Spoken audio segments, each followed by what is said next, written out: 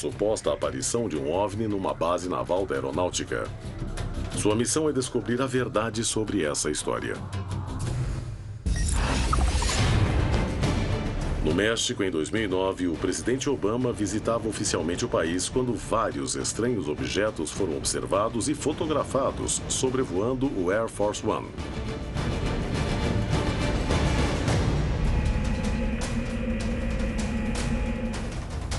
Em 5 de outubro de 1996, Haroldo fazia sozinho um voo de rotina quando viu um objeto muito estranho à sua frente. Imediatamente avisou a torre de controle, de onde puderam ver a enorme sombra que pairava sobre a região. Quando se aproximou para examiná-lo melhor, o OVNI começou a abrir uma comporta.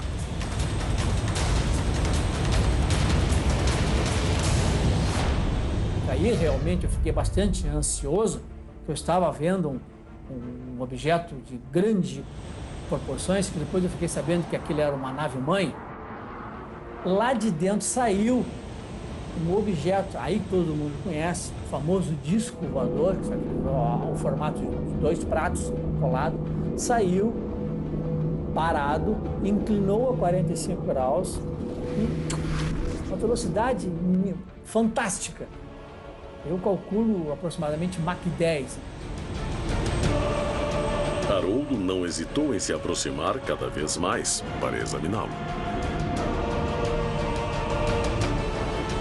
Está aberto agora. Agora eu vou olhar para dentro do objeto. Aumentei a potência do avião, ganhei velocidade, foi aproximadamente 130 nós. Quando estou ganhando velocidade para ultrapassar por cima dele, aí ele começou a girar um pouco mais rápido, e saiu da parte do meio, na parte aberta, um facho de luz bem avermelhado, quase que bordou bem forte, assim, uma espécie de batom. Aquela luz ia espaço afora, ele girou mais rápido.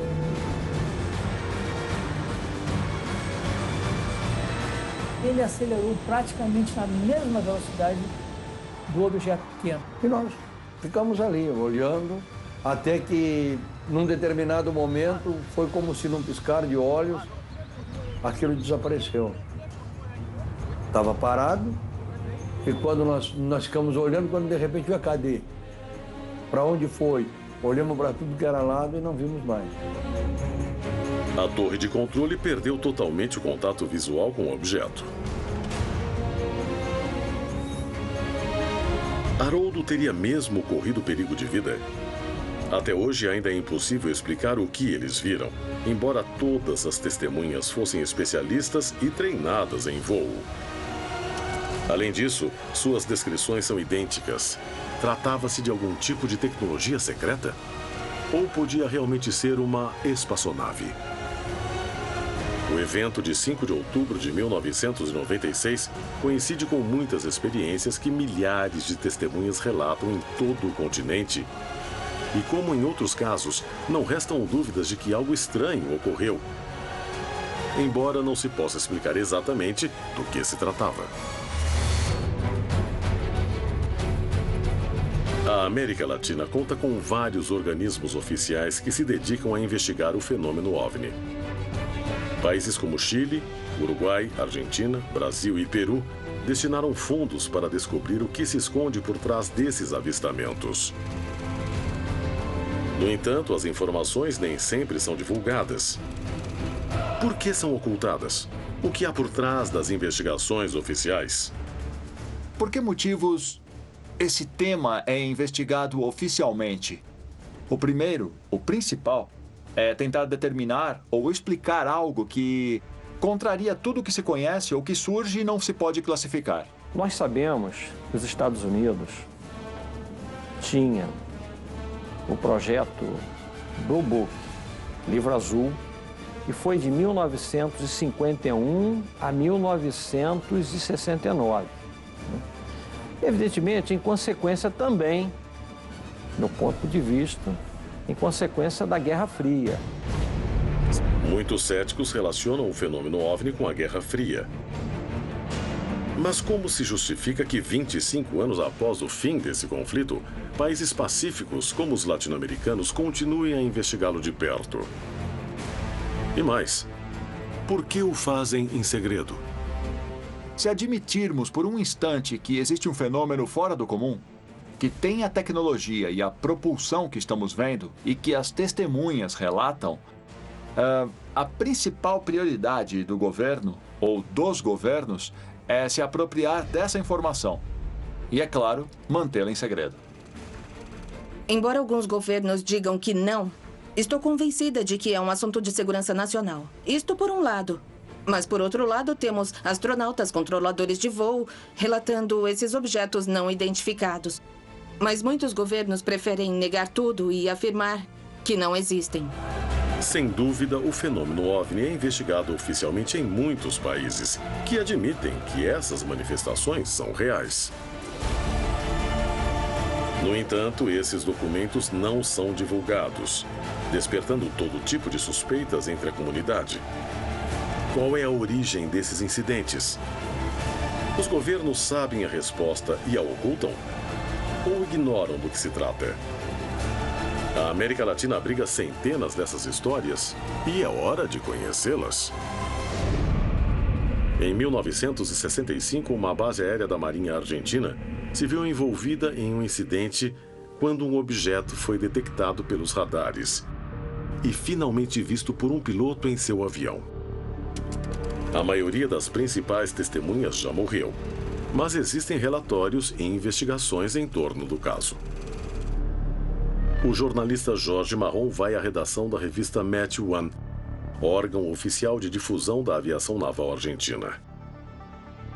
Na década de 90, publicaram um artigo sobre o incidente e teriam provas sobre as declarações das testemunhas. Para as pessoas que estavam há muitos anos aqui na base aeronáutica de Punta Índio, era um segredo que todos conheciam, um assunto muito comentado, mas que depois, com o passar do tempo, foi sendo esquecido. O capitão Fronto lembrou-se desse momento e então o trouxe à luz novamente. Eu tenho aqui para você a revista e o artigo que o capitão Fronto nos enviou nos anos 90. Esse é o documento original que estava no arquivo da revista, assinado pelo próprio capitão e que narra o evento tal como a nota transcrita. O informe do chefe da base diz que o piloto não sabia o que tinha diante de si e que relatou que depois de sair de uma nuvem, viu uma luz à direita que logo desapareceu. Esse fenômeno atmosférico podia ter relação com o incidente. A nuvem poderia ter causado a anomalia no radar e a luz que o piloto avistou? Para tentar esclarecer essa questão, o investigador se reúne com Luciano Vidal, do Serviço Meteorológico Nacional. Segundo testemunhas, o tipo de nuvem que Machain cruzou foi um cúmulo-nimbo. Essas nuvens, elas geralmente estão relacionadas com violentas correntes ascendentes e descendentes, ou seja, o ar que está subindo e baixando constantemente dentro da nuvem. Pelas descrições que o piloto deu, pode ter cruzado esse tipo de nuvem? O que chama um pouco a minha atenção é o fato do piloto alegar que atravessou a nuvem em menos de 1 minuto. Tendo em conta o tipo de avião, um avião pequeno, de treinamento, movido a hélice, exposto aos riscos desse tipo de nuvem, seria muito difícil que pudesse sair dela são e salvo. A explicação do meteorologista enfraquece a teoria de que o fato pode ser explicado por uma nuvem cúmulo-nimbo. E assim o jornalista decide continuar investigando.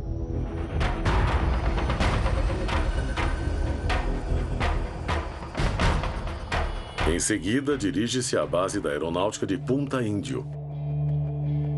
É a primeira vez que a televisão entrará numa base militar para contar essa história. Estamos na antiga sala do radar de Punta Índio. Esse cômodo foi usado de 1960 em diante para o controle de aviões através do radar. O radar que tínhamos era um radar primitivo, de uma geração muito antiga e que nos permitia ver os movimentos dos aviões. No caso que investigo, de 1965, apareceu um eco no radar que não era um avião. O que podia ser? Bom, a tecnologia daquela época não permitia que o radar filtrasse, teoricamente, muitos ecos. Podia-se ver até os bandos de pássaros se deslocando. Havia ecos propriamente ditos, que se chamavam ecos parasitas, que o próprio radar produzia com sua tecnologia. E existiam ecos parasitas que podiam, às vezes, chegar a se confundir com um avião. E as nuvens cumulonimbus apareciam no radar? Sim. As cumulonimbus apareciam e apareciam bem forte, bem delineadas no radar. Mas nesse caso, em 1965, o que me chamou um pouco a atenção foi o fato de o eco ser um pouco mais forte do que podia representar o eco de um avião. O operador descartou que o objeto que apareceu na tela fosse alguma das interferências conhecidas na região. Também esclareceu que as nuvens cumulonimbo, embora aparecessem no radar, eram frequentes e conhecidas. Então, qual foi o objeto que pôs a base em alerta? O que Machain avistou do seu avião? Jorge Marron confirmou a história na base. Punta Índio seria um local de avistamentos? Para responder essa pergunta, ele decide se encontrar com o pesquisador local, Fabian Falcó. Como observador de OVNIs, aqui na região, você vê luzes, coisas estranhas? Sim, apareceram luzes, inclusive com comportamento inteligente. O que eu quero dizer com isso é que, digamos, se você lhes envia sinais de luzes, eles respondem na mesma frequência. E desde quando começaram os registros de OVNIs em Punta Índio? Olha, desde que me conheço por gente, desde que eu nasci, ou seja, desde os meus avós ou de pessoas ainda mais velhas. Estou investigando o caso de 1965. Para você, o que pode ter sido? Eu acredito que sim, ou seja, que o radar nessa época estava funcionando bem e depois eu pude constatar à medida que eu crescia e observava. Sim, eu creio que é verídico. Que é verídico. Fabian Falcó confirmou que Punta Índio é uma zona de avistamentos frequentes. Cada prova obtida por Jorge Marron confirma a natureza estranha desse incidente. O único passo que resta é conversar com uma das poucas testemunhas vivas do caso, o ex-controlador de voo da base, que está disposto a contar sua história pela primeira vez diante de uma câmera.